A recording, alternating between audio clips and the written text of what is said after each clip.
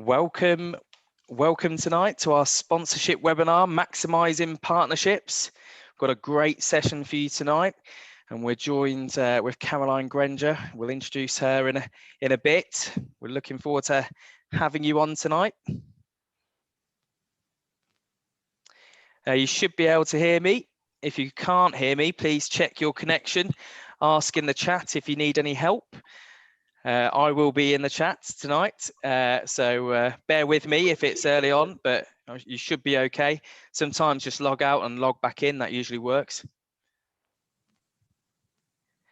And to find that chat function, it's usually in the bottom right hand corner of your screen. It may look a bit different on different devices, but if you are putting stuff in the chat, please set that to all panelists and attendees. It's just so we can all see those conversations. Otherwise, it will just be myself and Caroline getting all the questions, and everyone else, all the clubs out there, won't be able to see and engage. So put it to everybody. Yeah, that's great. Good to see someone from Sudbury down there. Just pop in the chat where you're from, what club you're from. That's brilliant. Find a view that suits you. If you're viewing the full screen, the chat box can be moved around. Great to see. We've got Dave Laram on here, club developer. Good to see you, mate. Great to have you on there. John from Dunstablians. Good man. Live transcript. We are running live transcript tonight, and you'll see you can hide it.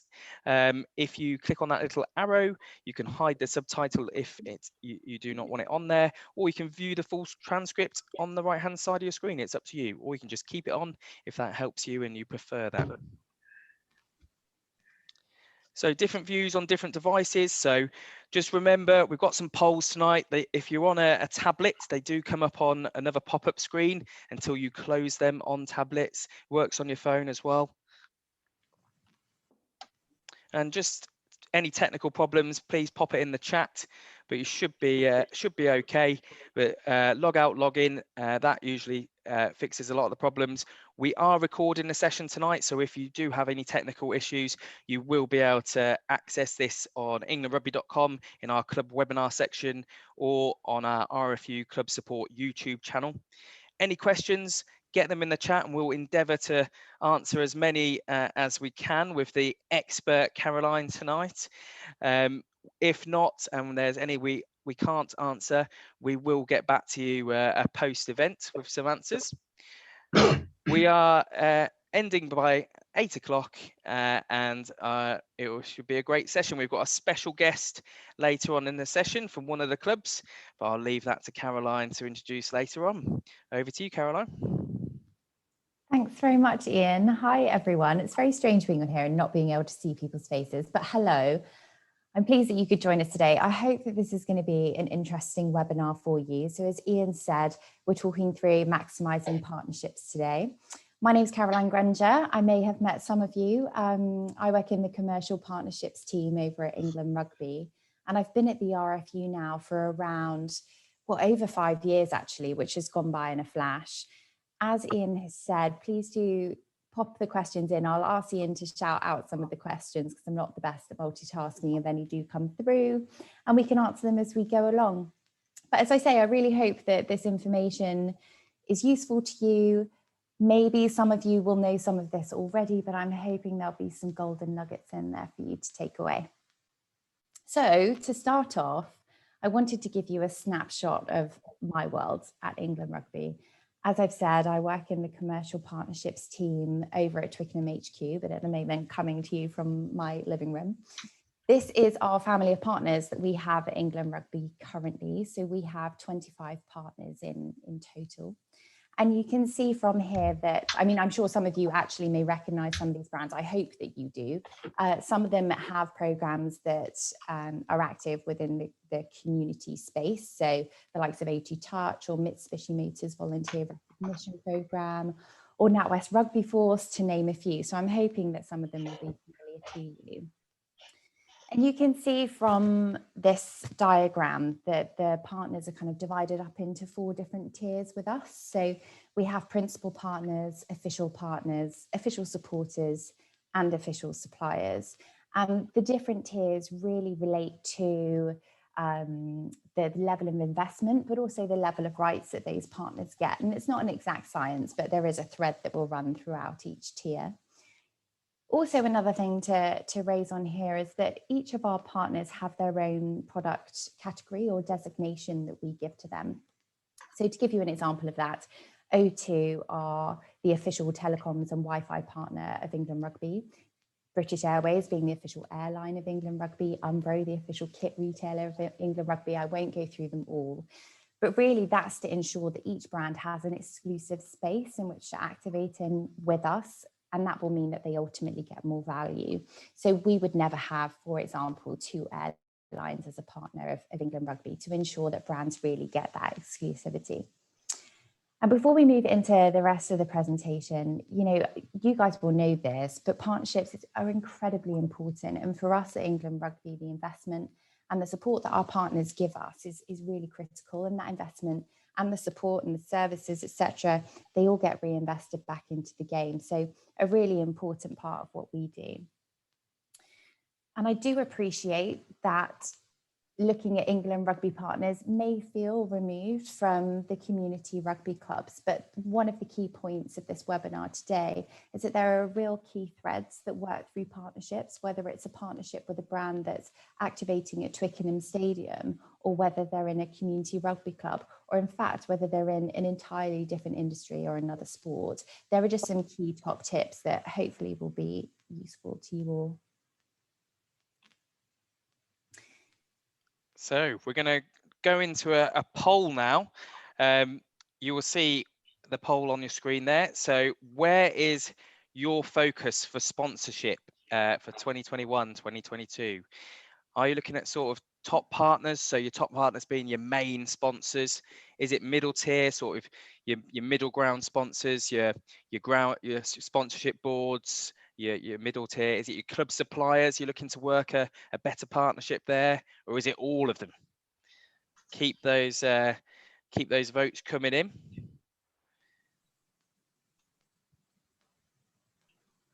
Good to see. Last few seconds on that. Get your vote in now. I'm going to end that poll in now. I'm going to share those results with you.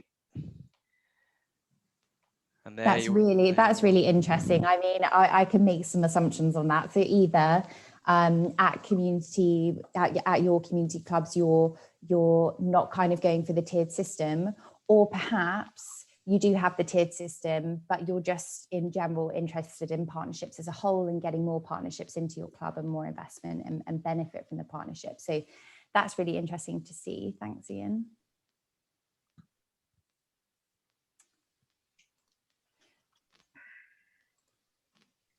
Right, so what are we talking about today?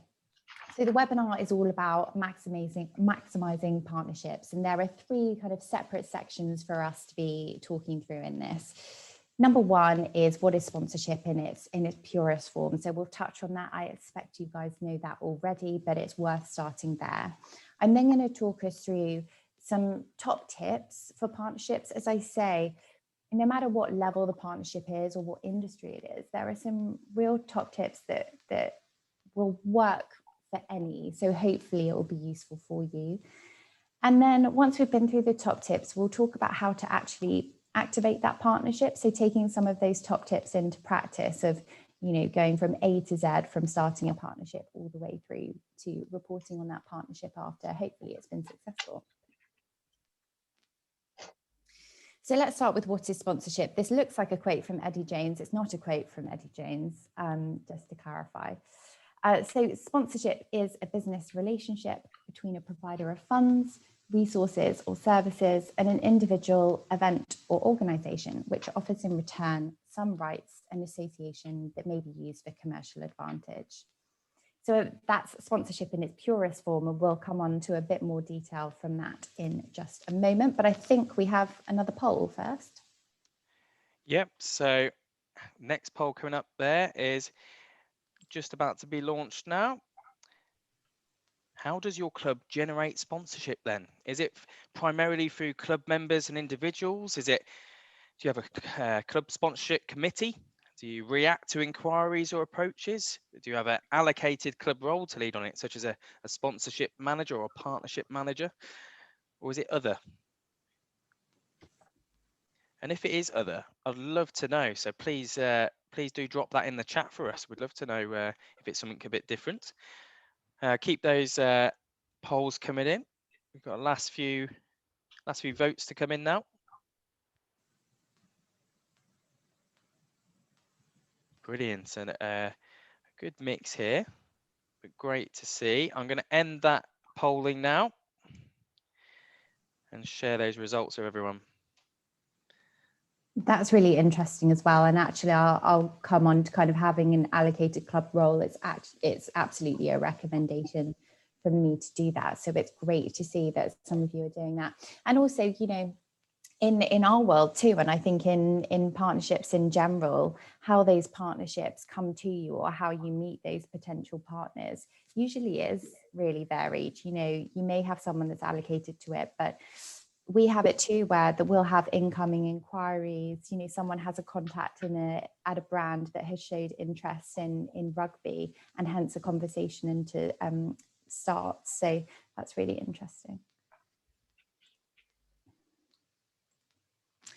Perfect. So after going through that, let's talk around partnership benefits. So you may have already realized that I don't really talk about sponsorships, and we don't talk about sponsorships in terms of that term. We always use partnerships and partners at England Rugby. And there's a real reason for that, because the way that I look at sponsorship is that it would be, you know, a brand coming along and putting a logo onto, let's say, a perimeter board and getting value from that, which is all well and good and definitely does a job and creates value for that company.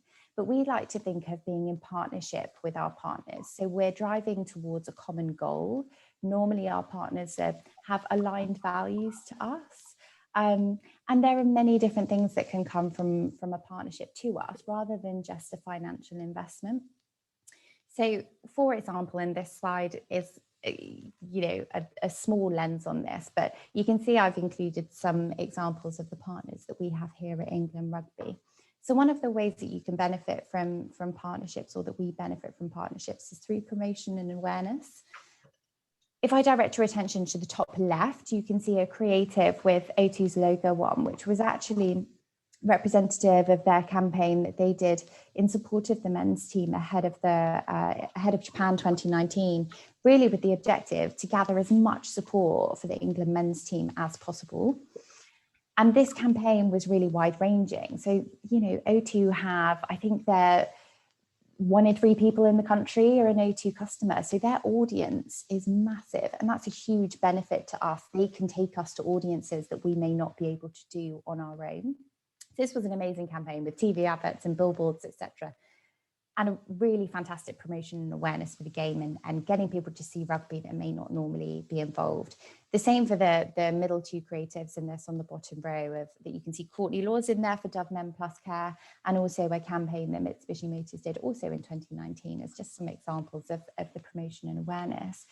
And you can also see from the other pictures on this slide, we've got a Red Bull on there. We have Mitsubishi Motors, British Airways, Gilbert. All of these partners provide us with products, services, or equipment as part of our partnership that if we didn't have, we would ultimately have to go and invest in elsewhere. So I'd really recommend, when you're thinking about your partnerships, to think of them more than just a sponsorship and more than just purely financial investment, and have a think about how they can support your club more in different ways. So let's move on to partnership top tips. So I'm going to talk through each of these sections in more detail, but to kind of give you the overview of it all in one place. Dedicate time or resource. So really interesting from the previous poll that we saw that a good amount of you are doing that. Tangible information and KPIs is really key when creating a partnership, or even if you have current partners and you may want to amend the agreement that you currently have with them, or how you work with them, I should say. Understanding the brand objectives of your partners. So whichever companies you're working with, really getting to know them and understanding why they're partnering with you should lead to a more successful partnership for your club. Return on investment, again, I'll come on to that in more detail, but really important to put yourself in the shoes of the companies that you do partner with. What are they looking to get out of it? And how can you show them that you've delivered that for them? Manage and maintaining relationship really says what it does on the tin, but I'll go into it in more detail. It's incredibly important in partnerships. You know, a partnership that is longer term, so to have a partner for more than one season is absolutely the aim. It's much more efficient than having to get new partners in every season, which I'm sure you guys realize is, you know, you need quite a lot of time and focus in order to do so. And it's something that we strive for at England Rugby. Of course, we have newer partners with us, but we also have, you know, the likes of Bollinger, who have been with us for 20 years, O2, 25 years. So really, really long partnerships and relationships are key to that. And then also showing the results. So tying back to return on investment, really important to do that. And again, I'll come on to that in more detail. Before I do, Ian, are there any kind of questions coming through? If there are, please shout. Yes, we've got one here from Marcus. Do these big name sponsors approach you, or is it more you engaging them and agreeing a sponsorship / partnership agreement? It's really varied. So similarly to the poll that you did, we actually have a business development team at England Rugby who will work to speak to companies out there that may be interested in partnering with England Rugby, but we do get inbound inquiries too.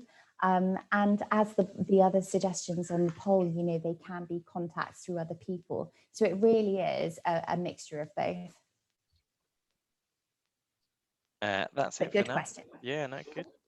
Well, one question here, just before we move on. What sort of, we'll come back to it at the end, I think. Keep going, Caroline. That's good. Okay, fine.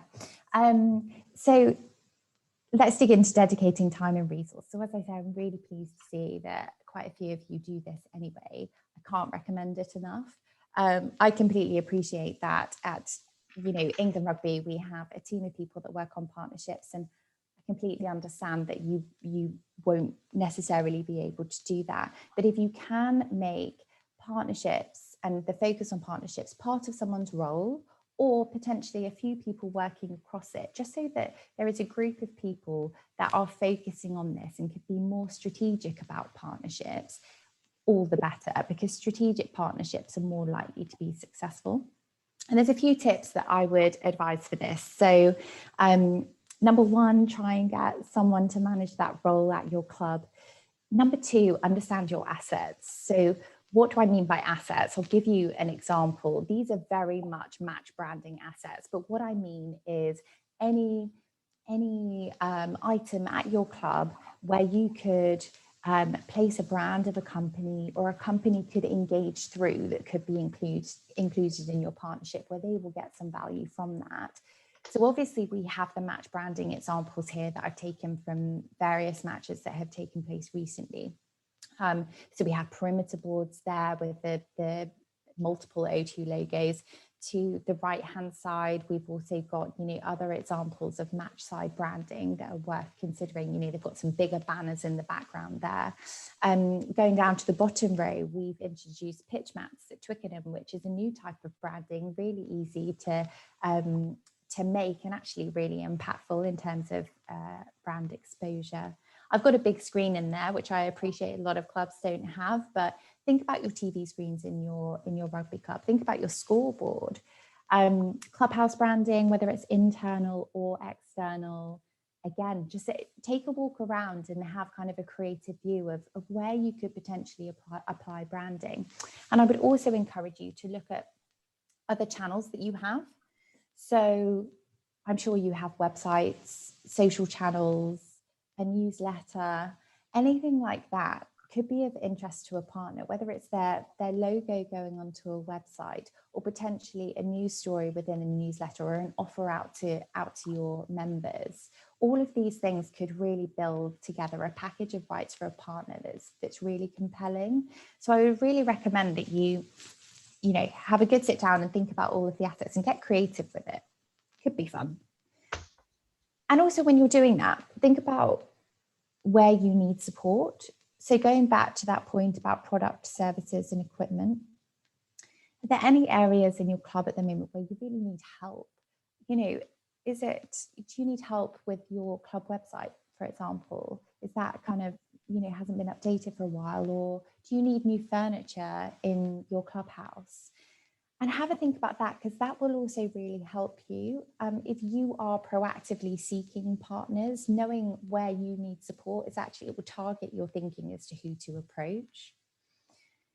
And then lastly on this point, I would say be aware of your local businesses in your area. So let's take that example of furniture within your clubhouse. If you know that you need a refreshed furniture, do you have any furniture companies that are around you that you could approach? You clearly have something that you need, and in return you could give them, some of the branded assets that you've listed out through your walk through the club.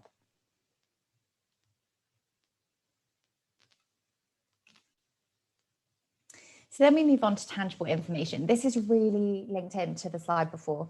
So you've gone through your club, you really understand, you have a list and inventory of assets that you can call upon to be part of your partnership. For any partnership, being really clear on both sides as to what is included within the partnership will make it successful. So for you to understand exactly what you're giving, and for the partner to also understand exactly what they're getting. Otherwise, things can get lost in translation and it can get tricky. So what I mean by tangible information is when you've gone through your assets, quantify them. So let's look at an example of you're signing up a partner and you have listed out loads of the different asset rights that you could give them. Be really specific. So we will give you 4 perimeter boards with your logo at each match for 1 season, or we will give you 4 news stories within our newsletter on a quarterly basis throughout a season, or 10 social posts, or whatever it may be. But make it really, really tangible and specific, because it will make the relationship much easier to work through. Also, by having that tangible information included and being really clear on that from the outset, makes reporting and tracking of the partnership really efficient. So throughout that relationship, you can literally revisit those very quantifiable assets that you've laid down for them, and basically tick against them. What's been a success? Where do we need to improve? What haven't we delivered yet? Etc. etc. So tangible information, really key. Just a question in there, Caroline. What is the best way to value assets? There's no exact science, and I'm not sure how helpful my answer is going to be. What I would recommend, because every asset is different and every rights holder is different, but what I would recommend is speak to each other. So speak to other rugby clubs, whether that's kind of in your region or further afield, and learn from each other as to the prices that you're setting on various assets. When you are going through the process of that walk around the club and you're reporting your assets of what you have, I would recommend that internally you have some kind of a rate card in your mind. I wouldn't necessarily recommend that you offer that to a partner. I think that's best for you to keep, but it will help you when you structure the partnership. So yeah, I would definitely advise speaking to other people and getting a read on what others are valuing their assets at, because that will help you.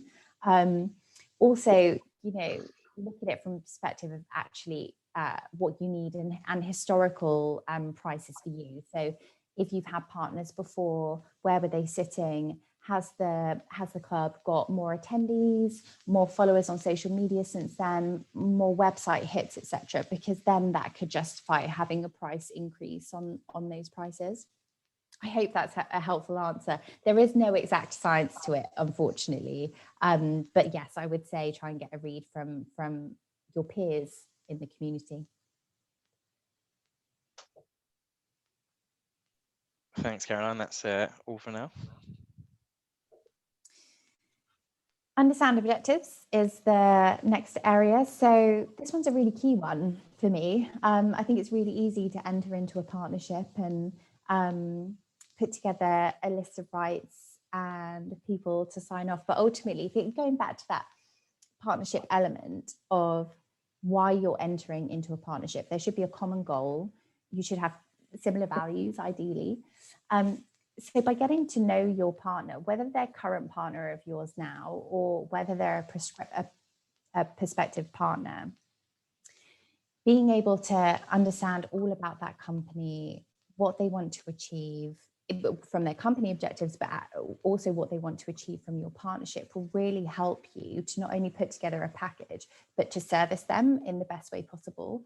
So let's look at some examples. Brand awareness is a really obvious one, and one that's probably, you know, the most common in sponsorship. So let's say,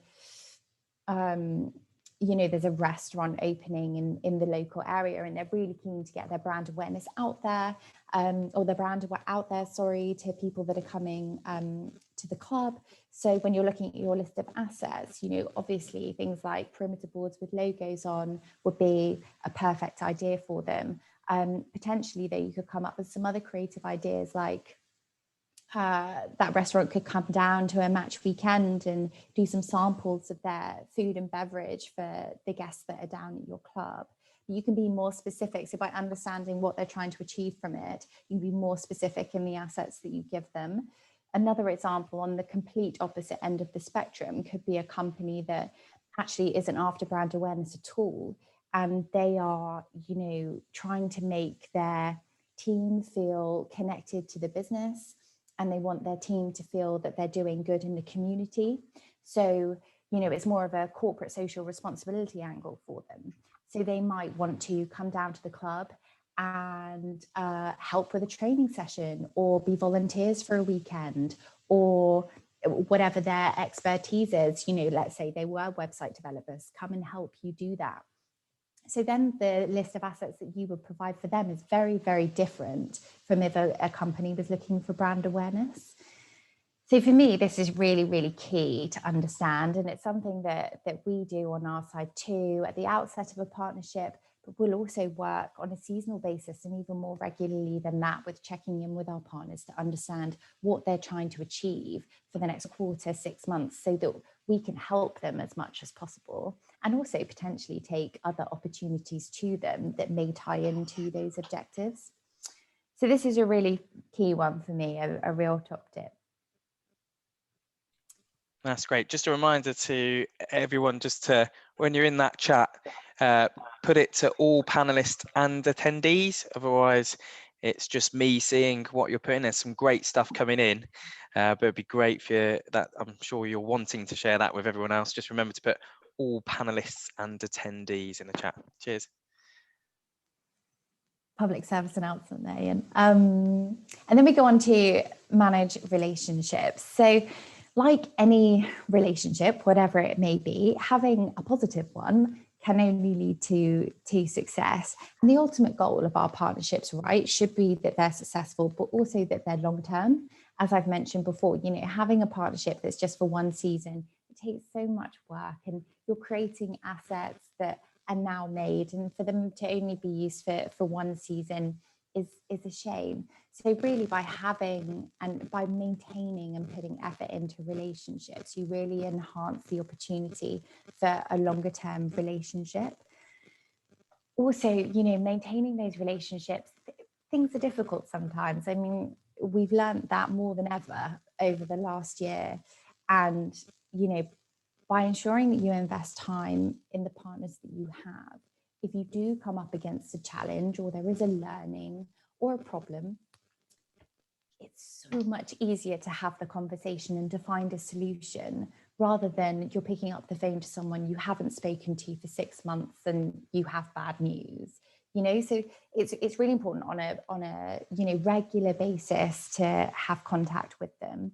Another, I've focused on the negative there, and I shouldn't, because another element of it that's really important is that if you have a really strong relationship with a partner, again, you understand kind of where they're coming from, what their strategy is, where their objectives lie.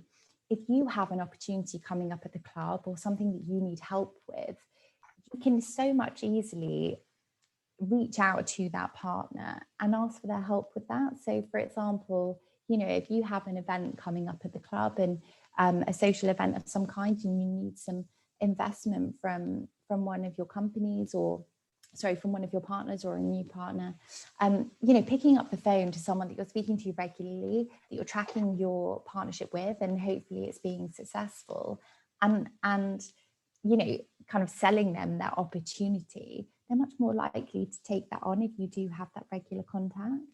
So for me and my partners, I mean, obviously it's my day job, so I speak to them an awful lot. However, I would recommend that, you're checking in with your partners at least every couple of months, if not more, to really understand. You can track and report on those conversations, but also understand what they want to achieve over the next month or so.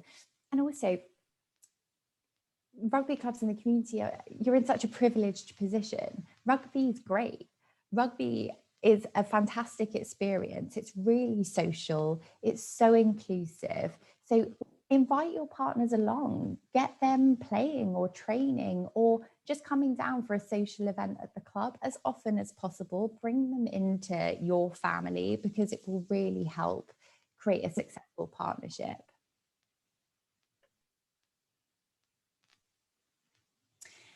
And then the next top tip is return on investment and results. So this is all about putting yourself in the shoes of your partner. And they've signed up to a partnership with you, and they've signed up to certain assets, and hopefully you know why they did that, what they're looking for from the partnership. So it's really crucial that partners can see the return on investment. Tracking and reporting is really key. At the RFU, we would report back to our partners. It really varies how often we do this, but it would be after a big event or potentially after a big match series, where obviously we've had lots of branding and activation for partners. So we would do kind of a debrief after big events. But one of the key things with the tracking results is, you've got your list of assets. Rather than simply reporting, so let's say one of the assets is, 4 perimeter boards at every match throughout the season. Rather than simply saying, yeah, we did that, for that many matches, you had your 4 perimeter boards. Expand on that and try and think about as many positive news stories as you can tell to that partner. So for example, you could say in that instance, do some quick maths. So however many fixtures you've had, four boards at all matches means you have had, I don't know, I'm guessing 200 opportunities to see your logo over the season. And think about how many people have come to a game at your club, and add those up too. So you've had 200 opportunities to see your logo, and we've had over the season 3,000 people at the club that have also engaged with that.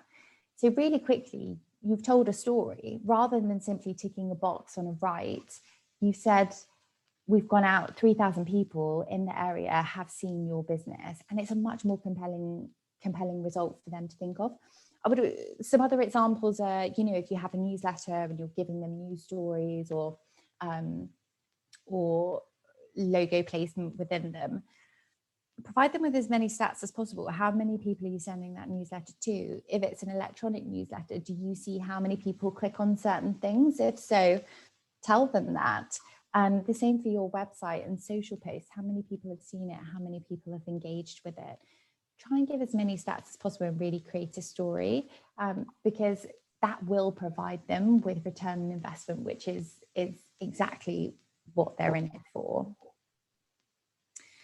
The other key thing on return on investment and results, and ensuring that you report throughout your relationship, is highlighting learnings, because nothing's perfect all the time, and there will be elements, not that they may not have gone wrong, but things throughout the season where you think we should have done that instead, or that was an opportunity that we didn't take up. As you're reporting, do highlight those and revisit them too, whether it's with that partner or with a partner in the future, because the learnings is exactly how we learn, whether that's together as a partner or individually as a club, as to what you could offer for your partnerships. And I would recommend, in terms of timing, an end of season report is really key. But I would recommend reporting throughout the season. And obviously it's, it's down to the individual partnership and what you're doing with them. You need to have something to report on. But I would try and report after you've done kind of you've done an event with them, if that's what you're doing, or if you're doing a whole season of branding around your pitch, maybe check in with them halfway through the year and do a bit of a progress report with them. But again, really important, and it tells a narrative of the story, and you can really make it a positive one so that they're more likely to renew, which is, the ultimate aim.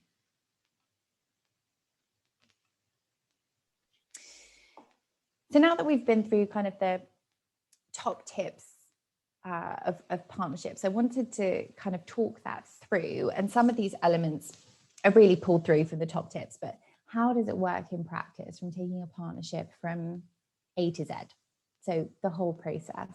So we've spoken a lot about understanding your assets. So you're now in a position where you have an inventory of assets.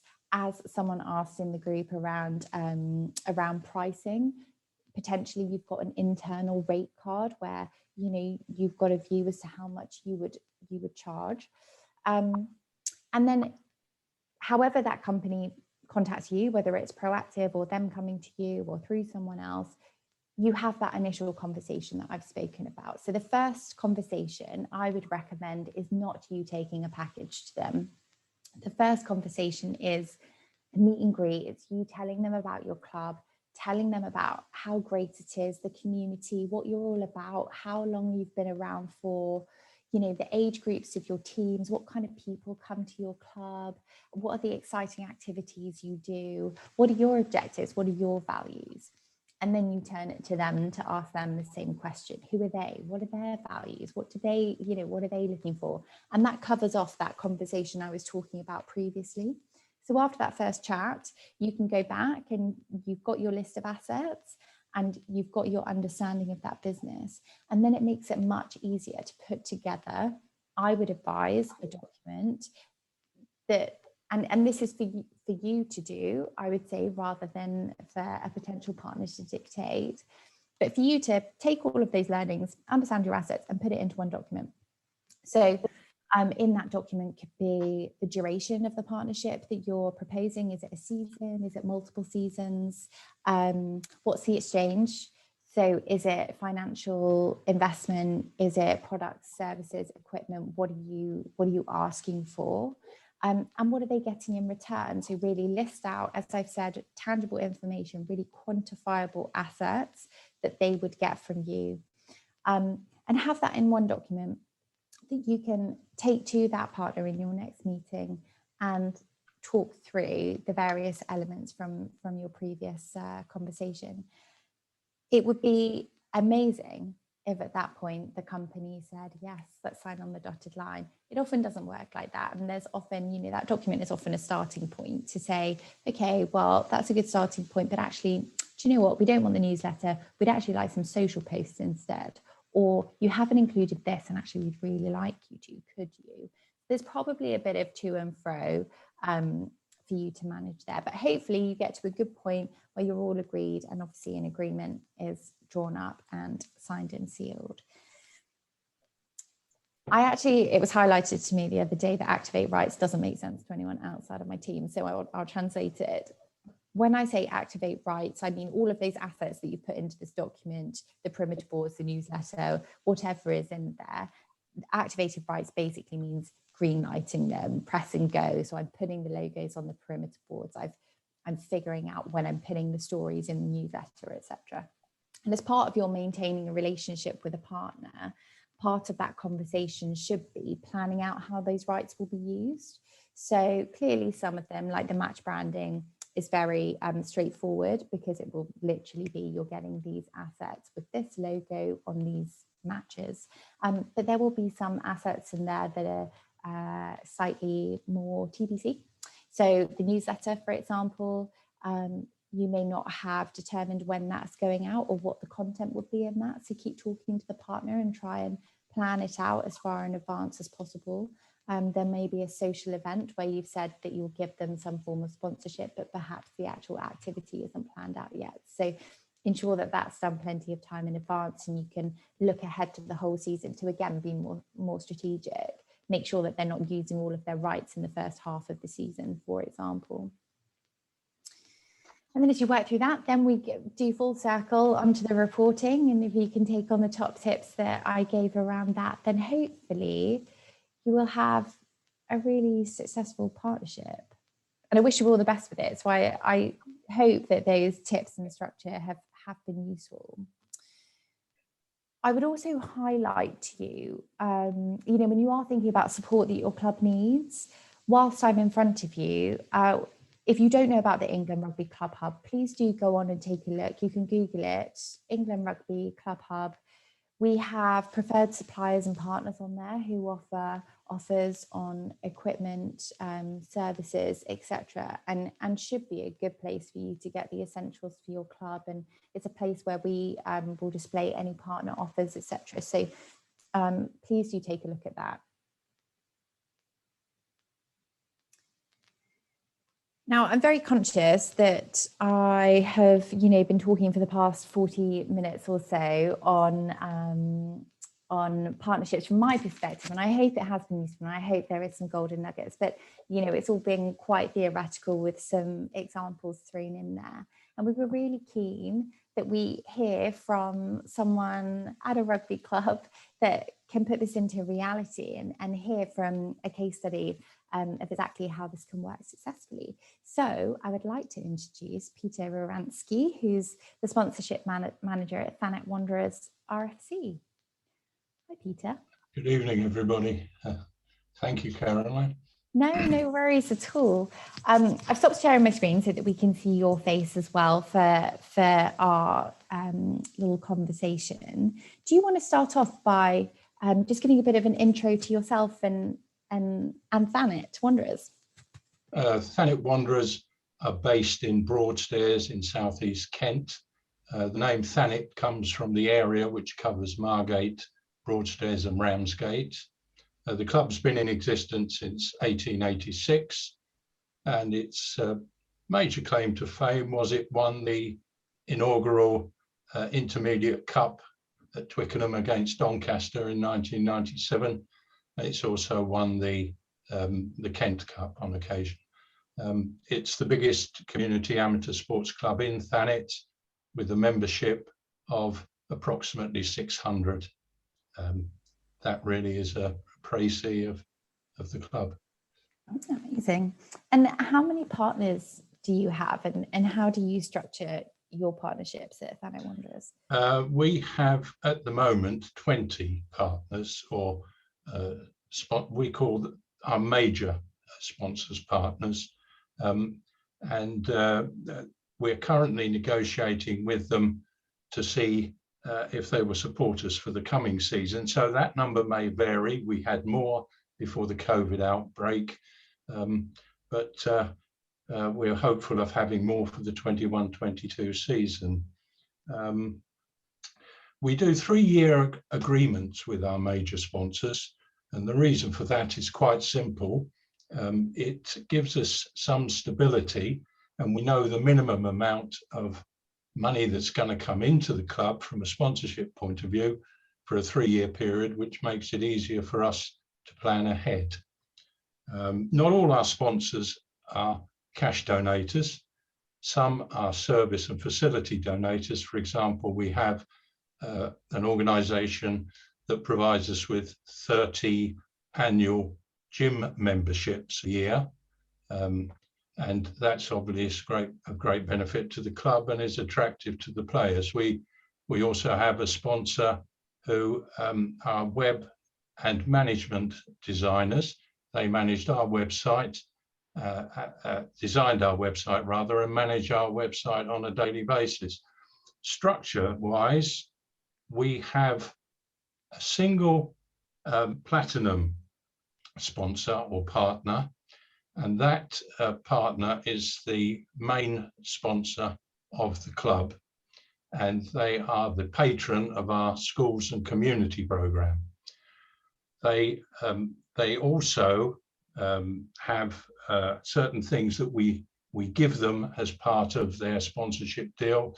they get, for example, 4 international rugby tickets this season that can be from the autumn internationals or the Six Nations. They also have access to our social media pages. They have pitch side advertising, and they also get invites to our sponsors' lunches. We have 3 gold sponsorships. Basically, they get something similar to the platinum sponsor, but at a different level. And then we have silver sponsors, excuse me. They are 1-year agreements, and they get the opportunity to put their logo on our shirts, and also they have access to our social media pages, and they again get other things similar to the gold, but again at a lesser level. We then have bronze sponsors. They get minor things, but based on the same level as the silver, but at a lower level.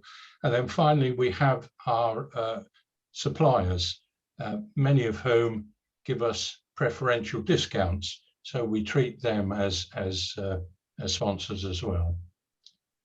Fantastic. So keep you busy, obviously. I've spoken about assets a lot today, and around, you know, walking around your club and understanding all of the different areas that could add value to partners. What assets do you have at Thanet that you make available to your partners? And is there anything, you know, anything in particular to highlight? Yeah, we have some major assets. The first major asset is obviously our membership, because the members potentially are customers for many of our sponsors, whether they be pubs, whether they be estate agents or solicitors. There is potential there for those sponsors to gain benefit from our membership. Our schools and community program is very much an asset for us, because that's managed to attract major sponsors who aren't so interested in getting their name or logo on a shirt, but are interested in contributing back to the community. And that's worked very much in our favour. Another key asset is obviously our playing kit, because some of our sponsors want to be seen. They want their logo on the front of a shirt or the back of a shirt. And finally, one of our major assets is our clubhouse, which is used out of season for weddings and other functions. But almost everything at the rugby club is an asset. We are fortunate in having barrier rails on the side of our first 15 pitch, and so we can sell advertising space. But for clubs that aren't able to hang a board on a railing, you can use Toblerone, plastic Toblerone. We actually allow our major sponsors to have Toblerones, and they're good because they're removable. You can also sponsor the post protectors on a rugby, the rugby posts. I mean, any sponsor wants their name seen, so you can have those printed on there. The list goes on. The flags on the side of a rugby pitch, a sponsor can have their name on there. Rugby balls, we actually have our rugby balls sponsored with the name of one sponsor on one side of the ball, and Gilbert's have their, we get them from through a supplier through Gilbert's, and they have their name on the other side. And you can even sponsor events. You can get your club supper or your club annual dinner sponsored. The list really does go on. You can have things for the kids, training bibs, belts, tag belts, wedges, all sorts of things can be sponsored. The last 3 years we've had our junior section sponsored by a sponsor who's had their logo printed on water bottles and boot bags. And we've also supplied the kids with mouthpieces. So the list really does go on and on and on. yeah, it's really interesting to hear that. And you're absolutely right. You know, there's so many things that you can do. And I mean, we, you know, I pick things up from watching other sports or other rugby clubs or our counterparts elsewhere in the world. You know, you'll be watching a game and you see something, you're like, oh, that's a great idea. So I would encourage, you know, take inspiration, everyone, from other sports and other games that you see, but also, you know, do speak to each other, because other clubs may be doing something that's really new and different and an easy one to put into practice. So thank you for that. Next question. This year has obviously been a challenging one in many ways, or the last almost 18 months now. How have you had challenges with your partners, and how have you overcome those challenges that have arisen in relation to COVID? Well, we've had challenges because we lost a number of sponsors for a start. We had a travel agency that was a sponsor. They were unable to continue their sponsorship because of the situation. And we also had a chain of pubs that were sponsors, and that for a similar reason, they were unable to sponsor. But what we've done, we've communicated on a regular basis with the sponsors that we have got. And we've involved them more and more with Zoom meetings, involving them with things in the club. I mean, through our schools and community program, we've had a couple of our major sponsors send people along to help at prize giving. You know, we really try and involve the sponsors so that they can see that they're getting something value for their money. Because the worst thing you could do as a rugby club, or as any club who's looking for a sponsor, is take the money and run. You've got to keep in touch with them. You've got to get them involved in what you're doing. So this summer, where things are now opening up, we're planning a community day, and we're also planning some games amongst the kids. And our sponsors are being invited, different sponsors are being invited on different days to effectively, it'll be called their day. So if it's an estate agency, it'll be their day, or if it's a banker's, it's their day. So those sort of things happen.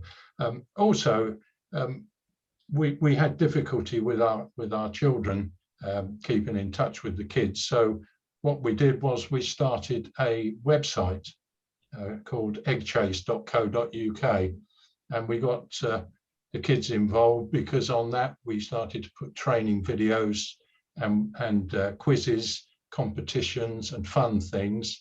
And we had a major competition, and we were fortunate enough to get Bill Sweeney as one of the judges. We also had Steve Thompson, former England hooker and World Cup winner, as a judge, and Rachel Burford was a third judge, because the rugby community is very close. And there's nothing over special about Thanet Wanderers. You know, we're a small community club. We play at level 7 in Southeast 2, but you contact these people and they're only too willing to help, and it gives our club some coverage. No, that's fantastic, and a really good idea, the community rugby days this summer as well, to kind of celebrate, hopefully, things getting back to normal. And looking over your years at Thanet, I mean, what would you say your greatest successes in terms of your partnerships to date? Our greatest success has got to be something that's really happened quite recently, with the support of our major sponsors and a group within the club called the Paul Kihane Sports Fund, which was formed in memory of a former member who died quite young, and it was formed by his brother and some of his friends. And with our major sponsor and that organisation, they provided funds for our sports, for our schools and community programme. And that has really been a real mark of success. That was a programme that was started to introduce rugby to kids from schools that had never played rugby before and are situated in deprived areas in Thanet, because Thanet overall is a fairly deprived area when you look at the rest of the country. Our achievements in that included, we've managed to start the scheme in 2018, and we now have 6 senior schools involved. And before March 20, which is when everything locked down, for the season before then, we managed to have 180 in curriculum school time coaching and training hours in school. We hosted 30 after schools clubs with an average attendance of 18 people. We had 3 inter-age group festivals at our club, and 15 inter-school matches. And all of this has come from the help of our sponsors and the work of people within the club. So that I would consider to be our biggest achievement. That's amazing. I think it sounds absolutely fantastic, and congratulations on making it a success, Peter. Thank you so much for joining us and giving your insight into Thanet Wanderers. It's really, really appreciated. I would, if I may, for 1 minute, just echo what you said about sponsors or partners. The important things about dealing with sponsors or partners, as we've found, is don't overpromise and communicate with them on a regular basis. Now, you made that point. It's worked for us, and it's paid dividends for Thanet Wanderers. So I can only echo what you said. Fantastic. I'm so pleased to hear that. Thank you so much, and thank you for kind of giving your insight today. It's really appreciated. Thank you for inviting me. No problem. And before we stop, sorry, got one more element for you. And before we go on to the poll, I just got one question that was relevant for Peter. And it is just, how many people at the club are involved in the sponsorship program? In the sponsorship program, I'm the lead person. There's a couple of people help me on a regular basis, but we appeal to the whole club to find sponsors, potential sponsors for us, and then we see if those potential sponsors are likely to fit in to what we are trying to do, and if we're likely to fit in with what they want to achieve. So it's a two-way street, but it's quite a small team. It doesn't work leaving it simply to one person, but it does work having a lead person in our experience. Brilliant. Thanks, Peter. Thanks for answering that. I'm now going to launch the poll, guys, for this final one, which you'll have read on your screen there. Launching that poll now. What is your forecast sponsorship for 21-22? Is it more? Is it the same, or is it less? Be interesting to understand that out there across the country tonight. Great to see those votes coming in, and really, really interesting. I'll give you a last sort of few seconds to get your vote in. Brilliant. Going to close that polling now. I'm going to share those results with you, and there you can see that actually the majority of you are forecasting more sponsorship. So very interesting there, Caroline. And that's great for out in the community again. That's absolutely fantastic that you're looking at more. Some the same and a few less, which is understandable since we've had no matches and obviously businesses under pressure due to the environment we're currently in. Back to you, Caroline. Thank you. Well, that wraps up the presentation for today, but I do hope that's been really useful for you, and I'm really happy to take any questions for the remaining few minutes if there are any that have come through. I think we've answered most questions. Okay. But what it would be really cool to do, guys, is if you could just pop in the chat, what action will you take after this webinar? What have you taken away from this webinar? Be good to pop that in the chat for us. We will look at this. It will help us give us good understanding of what you've learned from tonight. So please do share that in the chat. We will be sending a copy of this presentation out to everyone who's attended tonight, and you will get sent the link to the YouTube link, and also it'll be on englandrugby.com. Great to see some stuff coming in there. Look at the sponsorship link. Thanks, George. Some great things coming in there.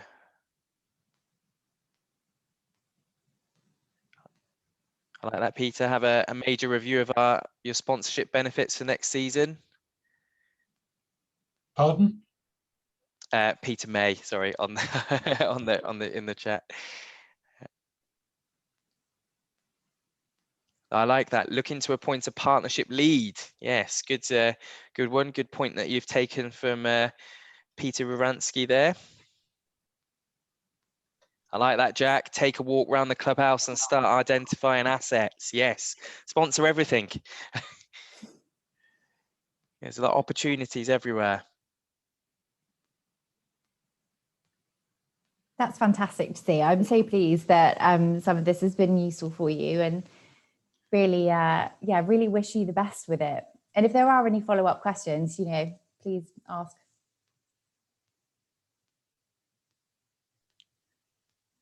Okay, and last sort of minute for any questions. Please pop them in the chat if you do have any burning questions. We've probably got time for one or two if people want to stay on. If not, we shall look to end the session, and thanks for joining. Really enjoyed tonight. Thank you to Peter for attending. And thank you to Caroline for being her expert self tonight and delivering hosting a fantastic webinar. Thank you, everyone.